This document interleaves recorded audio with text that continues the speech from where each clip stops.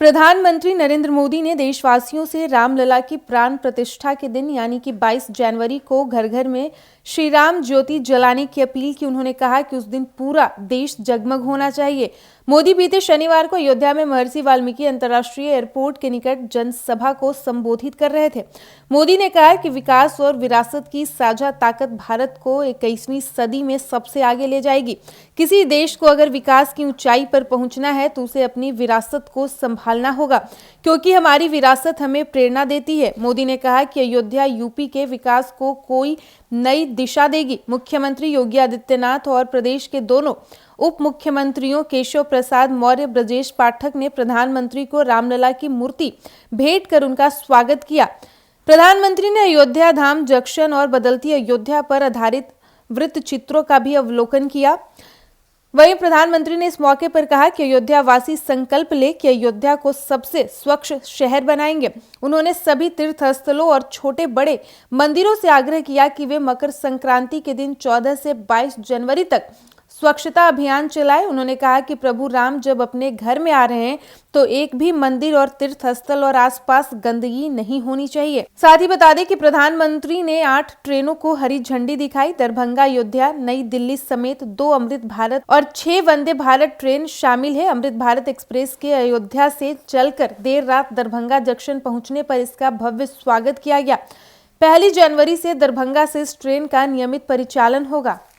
एक बार फिर से बता दें कि आधुनिकता की चादर में लिपटी अयोध्या का पौराणिक महत्व बीते शनिवार को उस समय और भी निखर आया जब अयोध्या वासी प्रधानमंत्री नरेंद्र मोदी के अनूठे स्वागत के लिए सड़कों पर उतर आए।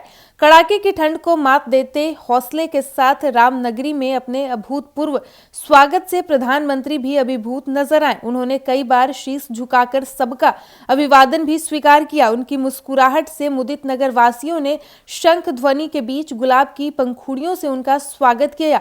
अयोध्या की सड़कें मोदी मोदी के उद्घोष से गूंजती रही।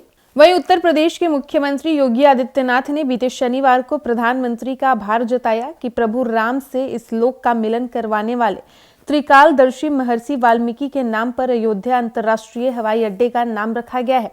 रामायण को लौकिक रूप से हम सब तक पहुंचाने वाले पहले महर्षि वाल्मीकि ही हैं।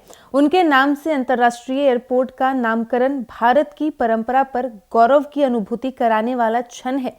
एयरपोर्ट के सामने बने मंच पर दोपहर 2:30 बजे पीएम मोदी के संबोधन से ठीक पहले उनके स्वागत में बोलते हुए मुख्यमंत्री योगी आदित्यनाथ ने विकास की योजनाओं से जोड़ते हुए अयोध्या की तरफ से उनका आभार जताया।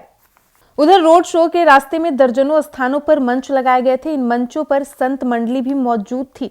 संतों ने प्रधानमंत्री पर पुष्प वर्षा कर अपना आशीर्वाद दिया तो इसी मंच से शंखनाद व घंटा घड़ियाल बजाकर उनका अभिनंदन भी किया गया। नगर निगम के सामने महिलाओं के समूह ने आरती की थाल सजाकर प्रधानमंत्री नरेंद्र मोदी की आरती उतारी। प्रधानमंत्री का काफिला पूर्वी रास्ते से गुजरा तो वो कार का गेट खोलकर बाहर खड़े थे, लेकिन लौटते समय प्रधानमंत्री नरेंद्र मोदी कार के अंदर बैठे थे और फिर भी उन्होंने लोगों का अभिवादन स्वीकार किया।